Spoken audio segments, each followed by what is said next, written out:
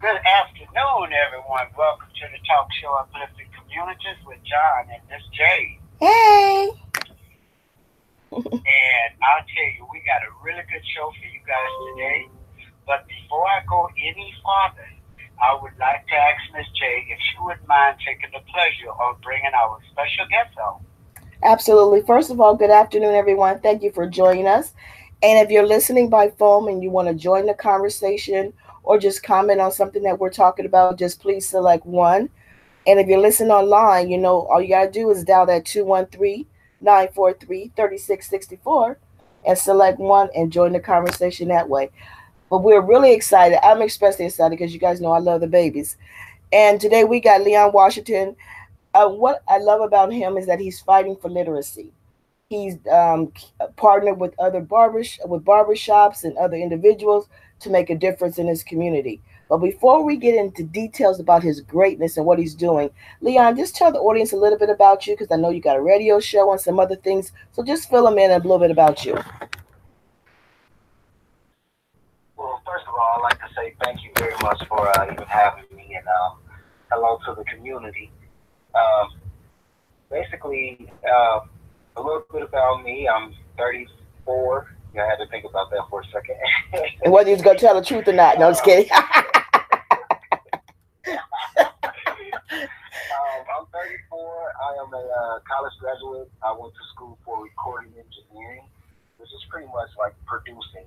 I would be the person who sits behind the board and basically makes the people sound the way that they sound when you hear them on radio. Um, I actually went in with that and came back home to Cincinnati, Ohio, where I was born and raised. I went to school in Florida, Orlando, Florida, to a school called Full Sail. And I came back home. I've got some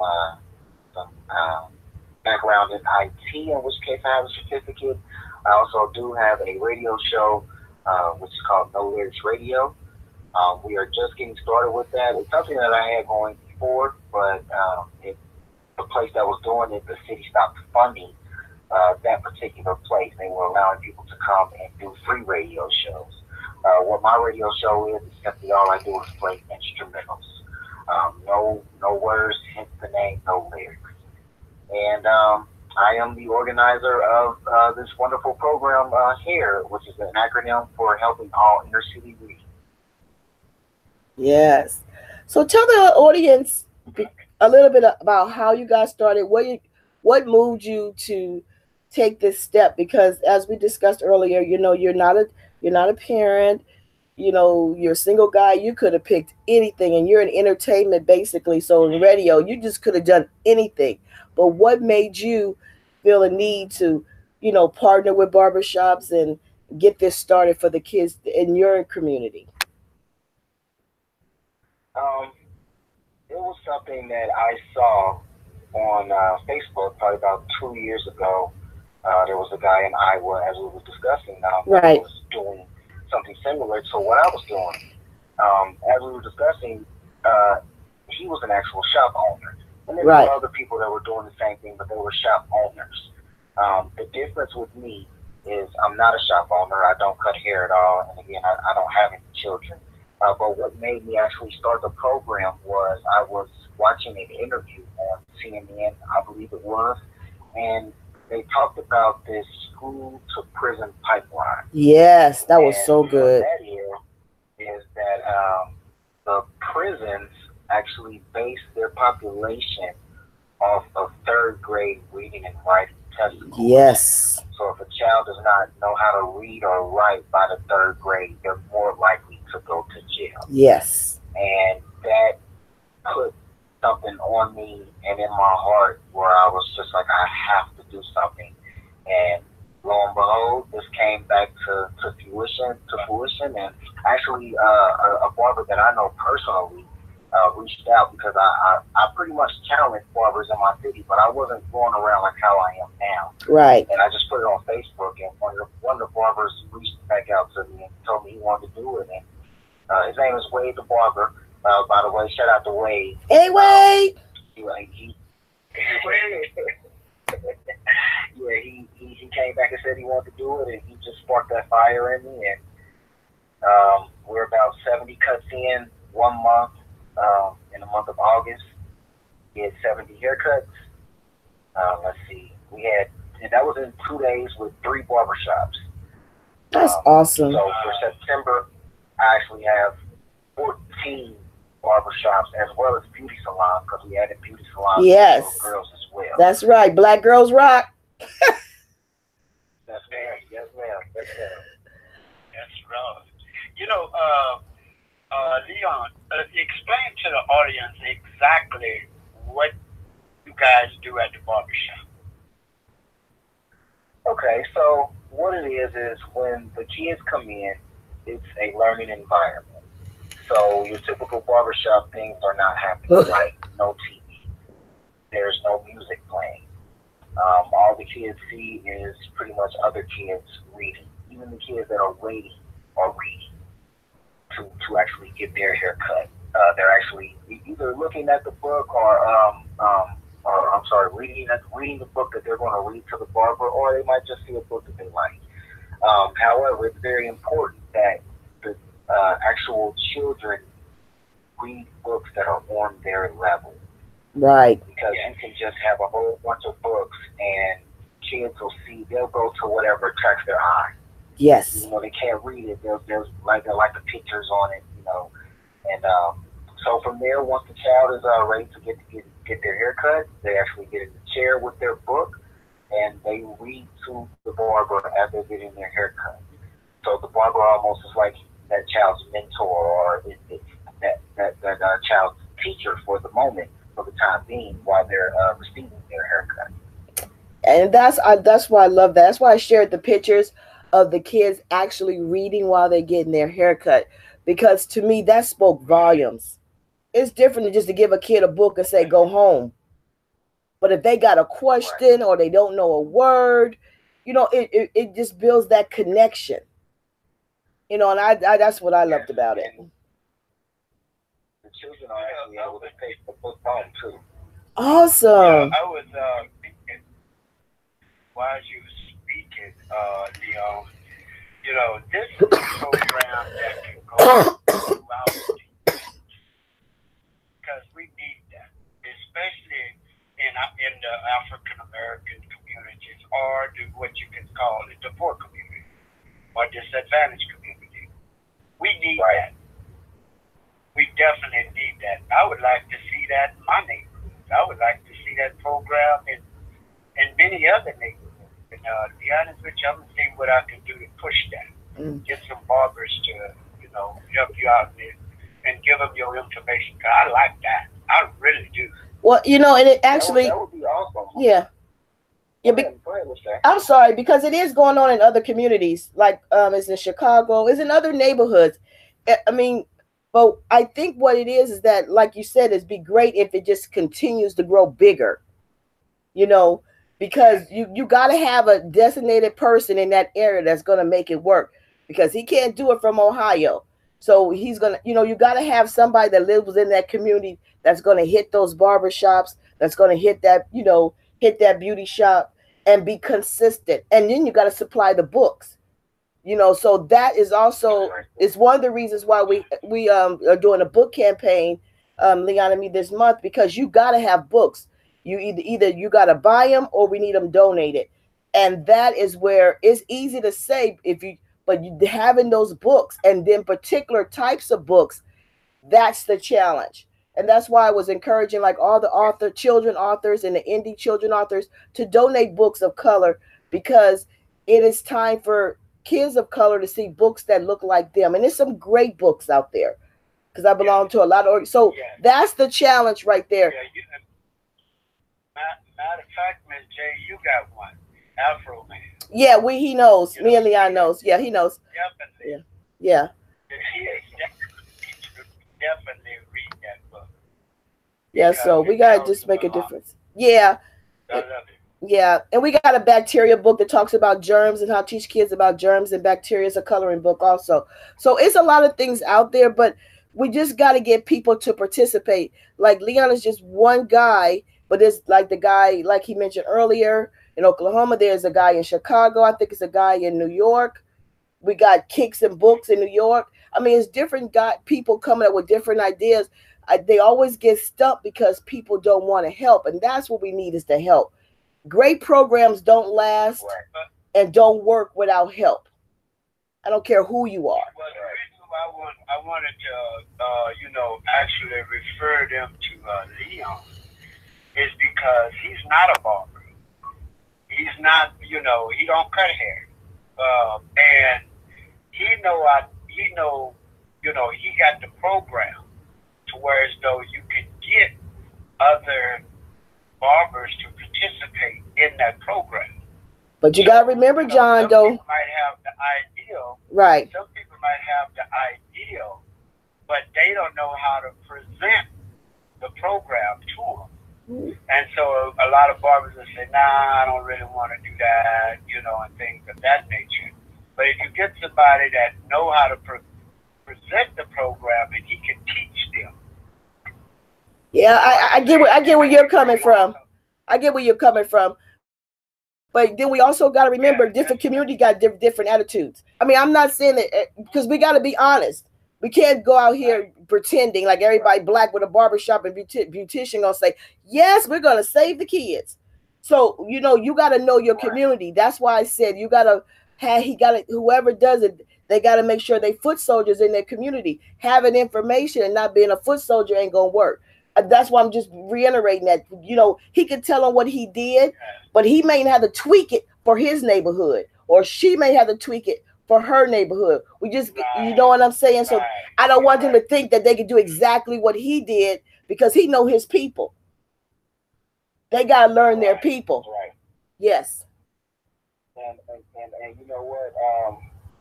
To speak on that topic, there are a lot of I ran into a lot of no's too.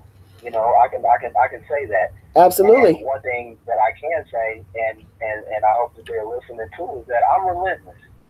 Hello. If they said no 1 month, I came back the next month. Yeah, right. And but I particularly chose to go on Fridays and Saturdays. That's one day that I know it's going to be busy in your park. Yes. Or in your beauty salon. So if you do decide to say no, I usually leave it, and sometimes I express to people that my city, for one, is number 5 in the nation for child poverty rate. That's right. Ohio, number 5. Yes. In the nation. That's right. That's high. Yeah. That's very high. And if you live here, you will look around and you don't see it, because Detroit's number 1. Now you can see that. You can physically see that. It's desolate up there. It's pretty bad in Detroit. You can see that physically. But when I look around my city, I don't see what they see up there. There's not a whole bunch of abandoned houses, and it's just not a lot of that. There's a lot of life here. So that was something else that jumps out. But I always leave people with some kind of fact about what's going on with these children. Yes. And I do that on purpose, because I know that when they either said no, either the person that's in that chair, or somebody that's waiting, or just anybody that's around, that's right. They're going to either question them. That's right. Like, hey, well, why didn't you do that? Because I always ask them, like, hey, if this program was around for your children, I'm sure you would want them to participate in this program, wouldn't you? Absolutely. Yes. And that's what I meant by the tweaking. Yes. Right. Yes. And a lot of people, they're going to say yes. Yes. They're going to say yes, And Leon, like you were saying, about the pipeline, from school to prison. A lot of people probably heard of it, and probably a lot of people probably didn't even hear of it. Right. But what you're saying is that it's true. If you can bring that to people's attention, that's why I think someone that's already doing it, you're doing it, and you're proving that it works. Okay? Right. And with that, you can help a lot of people, because a lot of people, I might tell them about it, but I'm not doing it. So I don't know if it, I don't even know how to actually present the program that you have, because I don't know the program. And you know what? What's so funny about it is, I'll tell you exactly what I did. Like I said, I started with one barbershop, and in the first month, I didn't even have a lettuce at all. Nothing. I would just literally go to the barbershops that was in my neighborhood, and I made up a day that me and one barber agreed on, and was like, okay, well, I'll do 3 days. And so I chose a certain week, and I just went around my neighborhood, and I literally asked people. Some barbershops I stayed, 5 or 10 minutes explaining what it was. I didn't really have a gist of how I was actually going to do it, really. Yeah. It was step faith. Honestly, somebody who was just passionate about yes. the ideal of it and knowing that it was going to help, and that's the most fulfilling thing for me. And to be honest, I've just been blessed. It's been a tremendous blessing. Like I said, we started off with 3 barbershops, and I've grown that to 14. And I'm literally by myself. I don't have any help. People, don't get me wrong, we have people that donate their books, which I'm so grateful for. But as far as like being out, I can't be in 14 places by myself. Absolutely. To take pictures, or even to make sure that the program is actually functioning like it should in some barbershops. Some barbershops might even cheat. They might not. You know what I mean? But I try to choose and I pray for discernment to choose the right people. Because some people are probably doing it for publicity. Yeah. They want to be on the news or be known for, certain things. Yeah, the popularity. And we have people who are actually dedicated to the actual cause of helping a child. Because the real payoff is, and I say this proudly to barbers, I say, you're trading the wrong thing. See, you're trading $20 instead of 20 years. Because $20, yeah, you might miss that $20, but 20 years from now, that same kid can come back and say, hey, because you participated in that program and I came here every month, I'm a writer now. I'm a poet. I'm a film director. Yes. Just because of you helping me read Mr. So-and-so or Miss So-and-so, this is what I am, and that's the real payoff. That's the real payoff, King, on Real Talk. That's the real payoff. And the good part about it, when you help others, it always come back. God, it might not be that person going to help you, but God will send somebody in to help you when time of need. That didn't happen to me here many a time. Many a time. Absolutely. Right. So let's talk. I never told Miss J this, but I'm going to show you. I always help people some type of way. Okay? And one day I was at the gas station.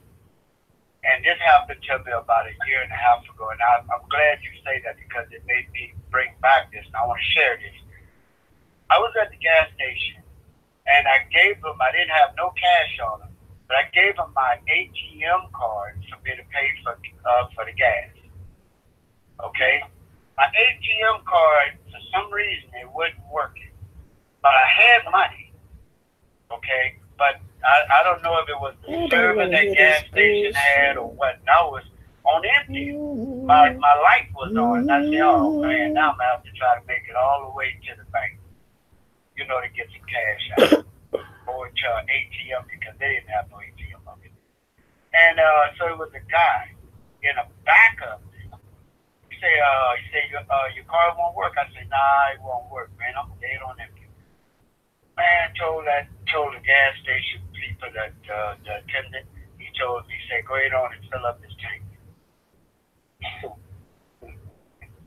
I said, what? But you just never know. And the guy filled up my tank, man. Wow. I know people who literally do that. That's what they do. They go around and they look for people who have those type of situations. Yeah. And that's the way that they get back. That's the way I tied that. Because I have no other, because what else I do besides I don't get out very much right now because of my current situation of caregiving.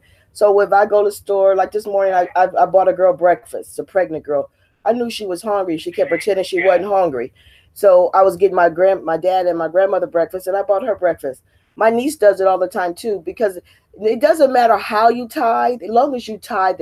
It could be your time, it could be money, it could be a meal. The whole purpose of tithing is giving, because if you give, the universe will always make sure whatever you tithe forth, you're never without. You're not without the gas you need. We're not without the food you need. We're not without a roof over your head. I think people think they only got to tithe in church, but you can tithe outside of church and still be blessed. So, that's just a good lesson for us. But let's talk about your upcoming dates, so that everybody will know about your upcoming dates for the month of September. So for September, we will be on the 24th, 25th, and 26th, which is a Monday, Tuesday, and Wednesday. We will be cutting from the hours of 3 to 7 p.m., of course, because the kids are back in school now, so we have to actually cut a little later on in the day. So that's another thing that I'm just so thankful for, is that, we cut on days that most barbers aren't even in their shops, and then on top of that, they're cutting later on in the day. So, these people are actually really dedicated to the cause. They really are. It's really been an amazing journey for me, just learning and just talking with different people and just pouring my heart out, really. That's, again, it's really not me. It's all him. I can't explain it, I know that. Yeah. You just answered the calls. Yes. Yes. Well, what I wanted to say was, one thing that is tremendous that I want to let you guys in on. I haven't really told many people, but for the month of October, we will actually be moving to one central location. So what I've done is I was able to talk to a barber college, and he has all the chairs. And so what I thought was pretty cool, an actual barber told me that this would be more better for him.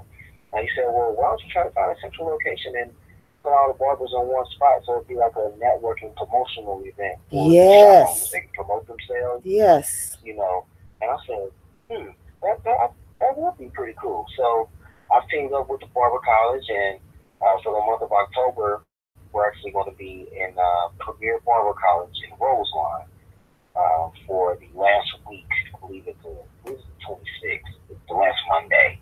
So it'll be switched to just one Monday out of the month. Now, the problem where I am running into is, because it's one central location, because it makes it easier for me, honestly. Yes. Instead of, like I said, for this month, I got 13 different places to try to be at one. Absolutely. That's crazy. Yes. So it makes it easier for me, but it puts the pressure on the parents, because now, it's not a barbershop in their neighborhood that's actually participating in the program. So they have to find transportation. If they're not driving, then they have to find transportation. So, of course, I thought about that, and I said, well, how can I actually, try to do that?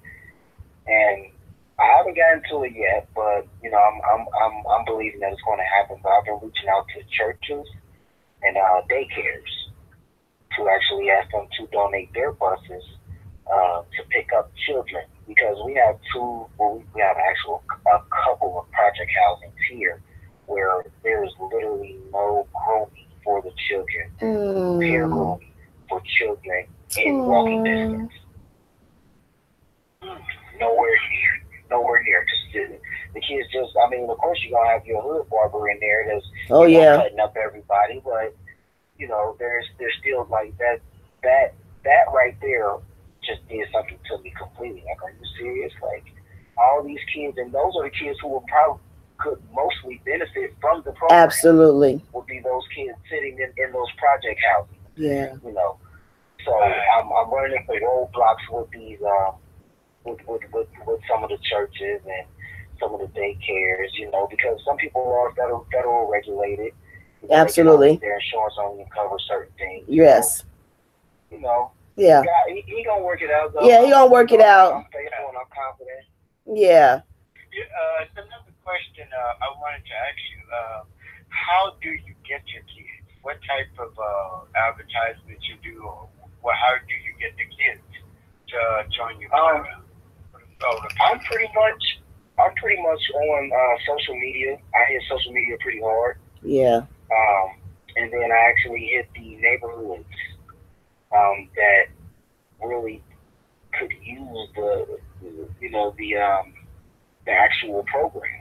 So I try to go to communities where it's pretty bad. Yes. And within my city. I try to go there and really advertise the program there because I feel like those kids could benefit the most. So actually, we are planning, and I have been writing to a few different schools because I want to take the program to a school. And that would be cool.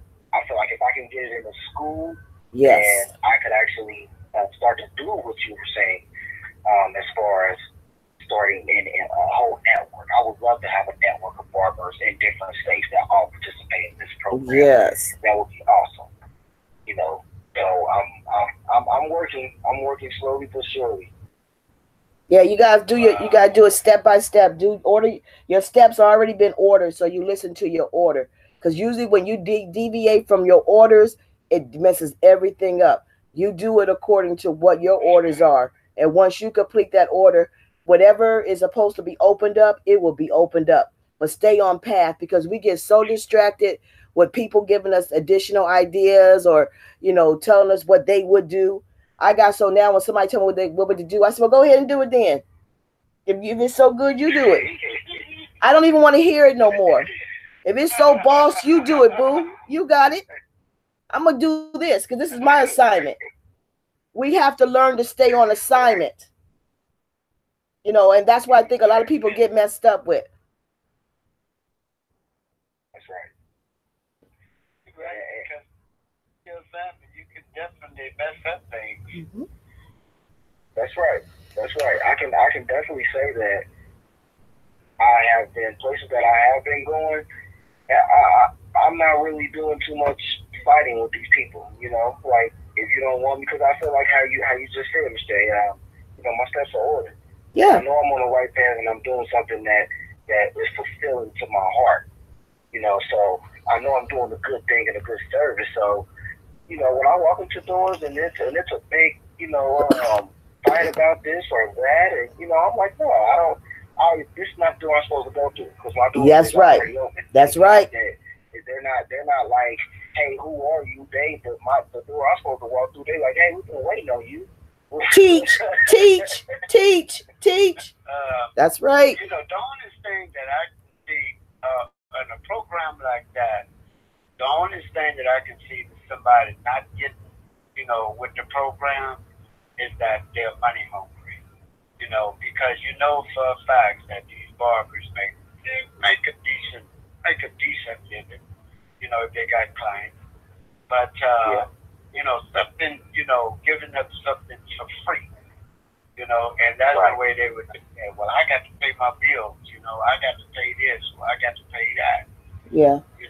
Not knowing that if this thing here take off, and especially you might be able to turn it into a nonprofit. I don't know if it's a nonprofit or not, but if you want to turn it into a nonprofit, me and Ms. J got a hookup for you.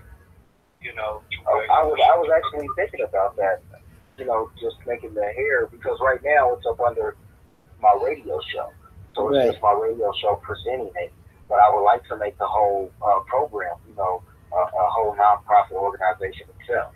Yeah, that would be a great idea. But let me backtrack on John. Because, you can get some cash. You're talking about calling the churches and have them, but you can get your own, trucks. Well, not trucks, but your own vans, whatever. Yeah. Do a lot with a nonprofit, especially. And something like that, man, to be honest with you, like I say, Miss J heard of it, you heard of it, but I never heard of it. I never heard nobody doing this. Because we're in the kids circle. We're in the kids circle. When you're in the kids circle, we part of the kids circle group. Yeah. Anything returning, when you're in the youth groups, you see it more because you're getting those contact. You're getting those hit ups. Did you see this? Did you see this? Do you know that? Do you know that? But I want to backtrack on what you said about the barbers. They also have to remember that in the community that they work in is the community that help pay their bills, right? Barbers and beauticians, and to build a relationship. I always think about the movie like Barbershop and Beauty Shop. They built relationships with their community. So even when things went bad, their community had their back. So I think people think, oh, it's just a movie, but that's real life.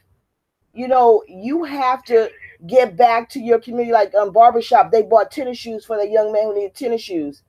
They always got a tennis shoe jar, or whatever. So we got to remember that even though that is your profession, that is your income, but you also got to remember those people that you are blessing that come here to spend their money to get that $200 weave or that $20 haircut and bringing their sons and their uncles and their granddaddy and everybody else in there. You got to give back too, because if they didn't come in, you still wouldn't make no money. So you know what I mean? Not being, rude or anything, but that's real talk. If they not coming, you still hungry. Your bill's still not paid, but maybe you take one day and give it away. They maybe bring 5 homeboys in to cover that. You just don't know. You got to be able to give back and not. I think a lot of people always want to give with the expectation that somebody owe them. When you give, you just waiting on your blessing because it's guaranteed to be a blessing. That's something I can testify to. That is right. That is right. I look at what you're doing, Leon, is definitely uplifting your communities, your Absolutely. community. I mean, no, I just love it, man. I mean, I really, really do. I was actually able to. There was one young lady who had 2 boys, and she came in, and the first time I did, we were able to team up with a place called Grade 8 Uniform. Shout out to them. It's a black-owned uniform store here in Cincinnati. All And right now. they actually gave away. Yeah, you don't see many of those. So, Sure don't. I was proud to be able to team up with them. And they Absolutely. actually contributed 5. They gave away 5 free uniforms. In the story with this young lady, I was actually able to give her one of the raffles to get uniforms. I mean, and she teared up, and it was just a real. Oh, It was just one of those moments for me just to know that I helped somebody like that. yeah. It just made like all the no's that I went through and all the people, all the discouraged, whatever. That one person, took away all that. Yes. None of that even mattered. That was my encouragement to go for the next time. Like, just I helped that one person. So it's like I said, it's really been a blessing and a learning experience for myself. Oh, that's so nice. I like stuff like that. It's Yes, nice. yes. It's always good to touch somebody. Yes, it And I'm is. sure that's something she'll never forget. And she went crazy on Facebook. Just off of that. You know, just she just really raved about the program out. She loves it, and just told So, people like, hey, if you wasn't there, you missed the greatest thing in the world. I mean, it was just awesome. She wrote a oh, very nice post about it. yeah, because you changed her life. Because sometimes we get down. Sometimes, we get low because we just can't catch a break, and all of a sudden, God just give you a break you never expected, right? So that changed her life. Like Right. that just was like, man, okay, God, you didn't forget me. You see me, you know. Right, right, Oh right. I got a friend who told me a story one time. He said the guy was out on the boat. He was out in the ocean, and a big boat came by, yes. and he said, "Hey, you need to go." He said, "No, God got me." Another Yes. boat came, and same thing. No, God got me. No, he died. Yeah. He died in that boat. And the moral of the story is that blessings come through people. Right. We are sent to bless other people. That's what your purpose in life is. We're had to just bury my brother, just yesterday actually. And at the funeral, I was able to basically say that at the end of the day, you really have to be able to be fearless. Because if you hold on to your gifts, tell them. You bury them. Yes, sir. There's a parable in the Bible about that, about the talents. And one gave 5 to one, gave 2 to one, gave 1 to another. That's 5 right. double his and 2 double his, and the one said, "Master, I know you'll be mad if I didn't do anything with it, so I just bury it, and I could take you to it. It's right over here." But the example was that he sent him into the darkness, because what I got from it was that the man basically buried his talent and he exposed his fear, when he should have actually buried his fear and exposed his talent. Yes, his faith. That's right. That's right. He should have stepped out on faith.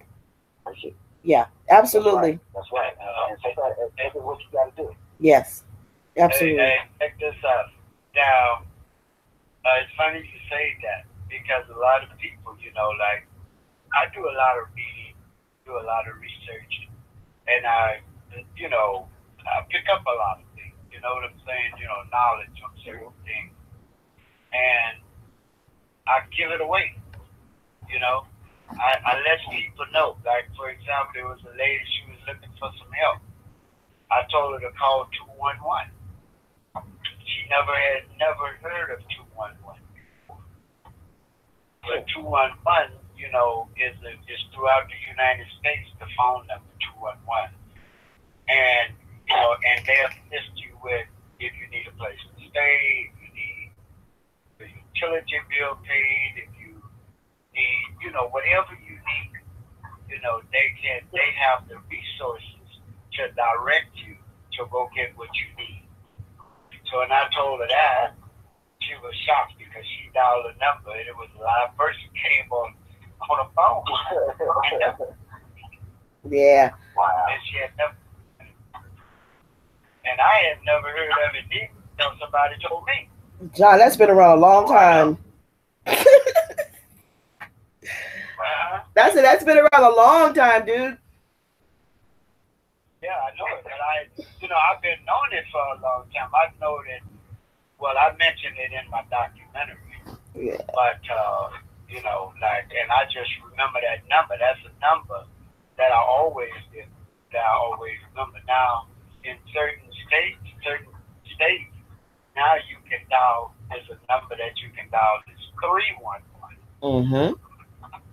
And and you get help with that too. So you get what you need help with. That's for the county that you live in. Yep. And it's like, go on the phone. You dial it, you go on the phone and you tell them what you need, they'll help you with it. Well, they'll direct you, to their resources.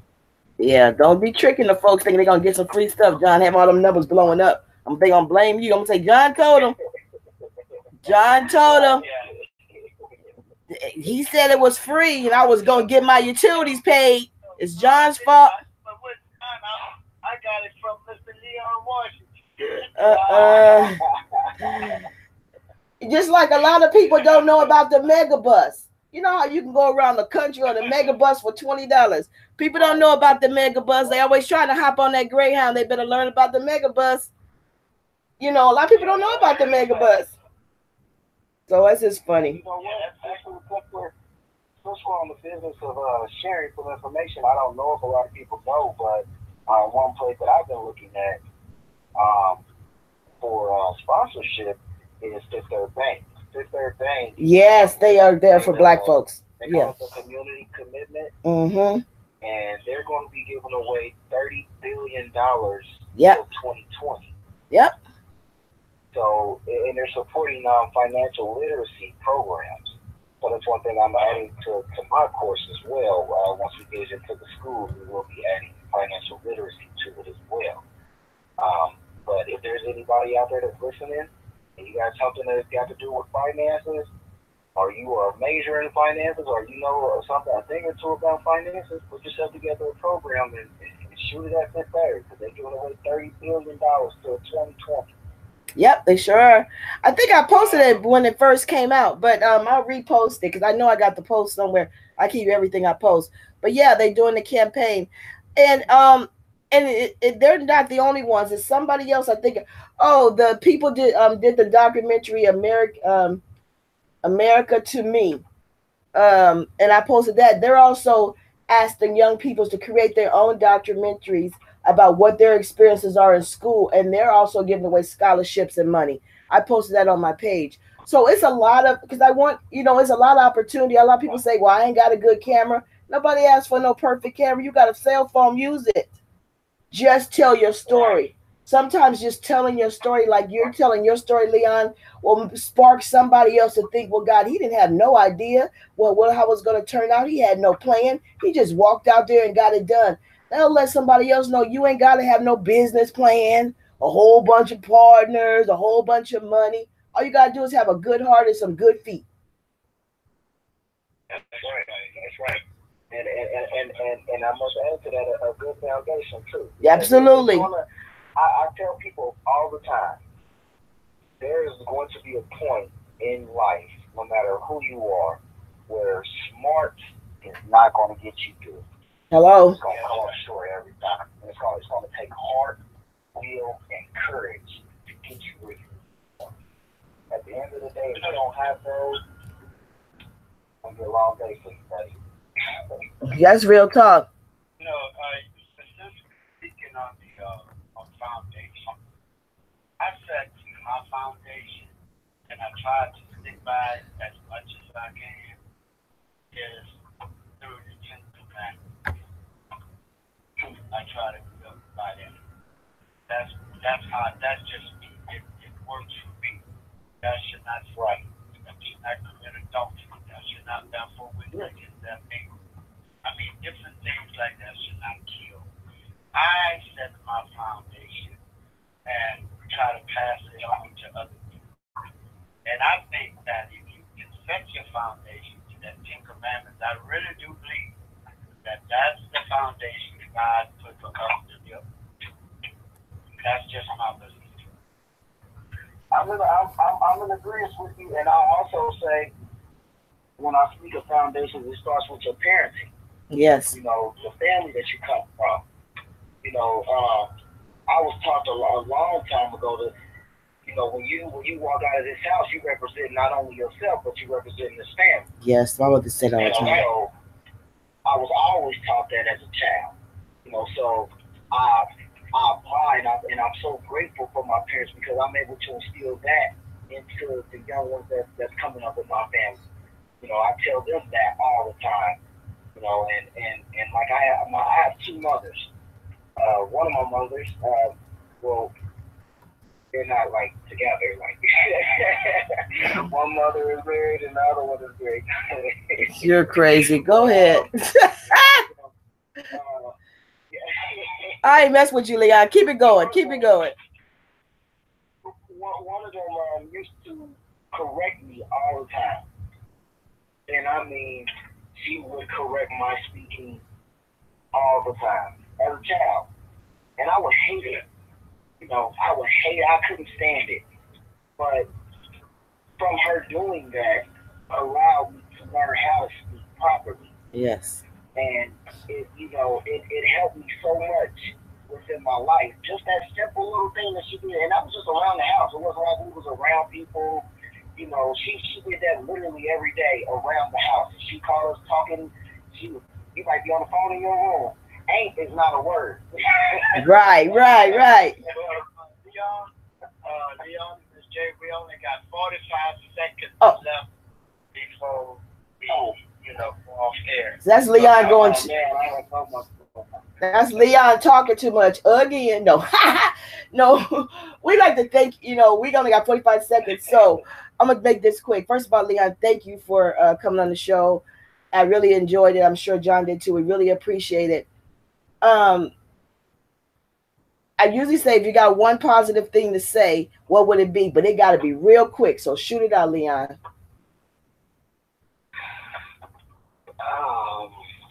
Take care.